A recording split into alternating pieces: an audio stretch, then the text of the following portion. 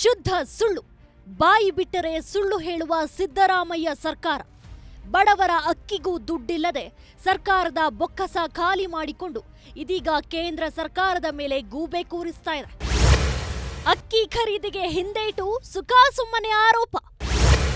ಸಾಲು ಸಾಲು ಸುಳ್ಳು ಹೇಳುತ್ತಲೇ ಆದ್ರೂ ಬೊಟ್ಟು ಭಾಗ್ಯ ಸಿಎಂ.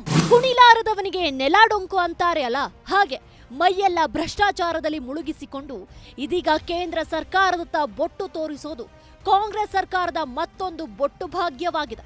ಇದೀಗ ಪ್ರಧಾನಮಂತ್ರಿ ಶ್ರೀ ನರೇಂದ್ರ ಮೋದಿ ಅವರ ನಾಯಕತ್ವದ ಕೇಂದ್ರ ಸರ್ಕಾರ ಕೇವಲ 22.50 ರೂಪಾಯಿ ಪ್ರತಿ ಕೆಜಿಗೆ ಅಕ್ಕಿಯನ್ನ ಪೂರೈಕೆ ಮಾಡಲು ಸಿದ್ಧವಾಗಿದ್ದರು. ಈ ಕಾಂಗ್ರೆಸ್ ಸರ್ಕಾರ ಅಕ್ಕಿ ಖರೀದಿಗೆ ದುಡ್ಡಿಲ್ಲದೆ ಸುಖಾಸುಮ್ಮನೆ ಕೇಂದ್ರದ ವಿರುದ್ಧ ಬೊಟ್ಟು ಮಾಡಿ ಸುಳ್ಳು ಮಾತುಗಳನ್ನು ಆಡ್ತಾ ಇದೆ.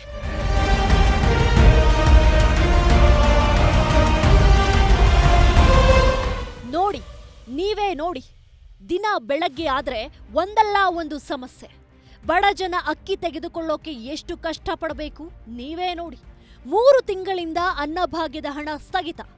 ಪಡಿತರ ಅಂಗಡಿಗಳ ಮುಂದೆ ಉದ್ದುದ್ದ ಕ್ಯೂ. ಅನರ್ಹರ ಬಿಪಿಎಲ್ ಚೀಟಿ ರದ್ದು ಮಾಡ್ತೇವೆ ಸಿಎಂ. ರಾಜ್ಯದಲ್ಲಿ 11 ಲಕ್ಷ ಬಿಪಿಎಲ್ ರದ್ದು.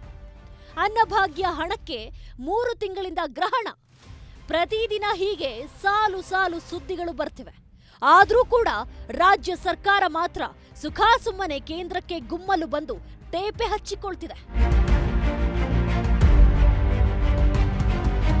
ಒಂದು ಇಂಟ್ರೆಸ್ಟಿಂಗ್ ವಿಷಯ ಇದೆ ಕೇಳಿ.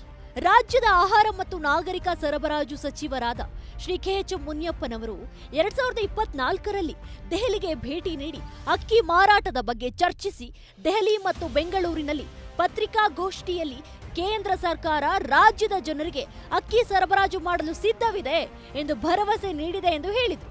ಪ್ರತಿ ಕೆಜಿಗೆ 22.50 ರೂಪಾಯಿಯಂತೆ ಅಕ್ಕಿ ಖರೀದಿ ಮಾಡಿ ವಾರ್ಷಿಕ 2280 ಕೋಟಿಯಷ್ಟು ಹಣವನ್ನು ಉಳಿತಾಯ ಮಾಡಿ ರಾಜ್ಯದ ಅಭಿವೃದ್ಧಿಗೆ ಉಳಿದ ಹಣ ಬಳಕೆ ಮಾಡಿಕೊಳ್ಳಬಹುದು ಅಂತ ಕೇಂದ್ರ ಸರ್ಕಾರ ಕಿವಿಮಾತು ಹೇಳಿತು.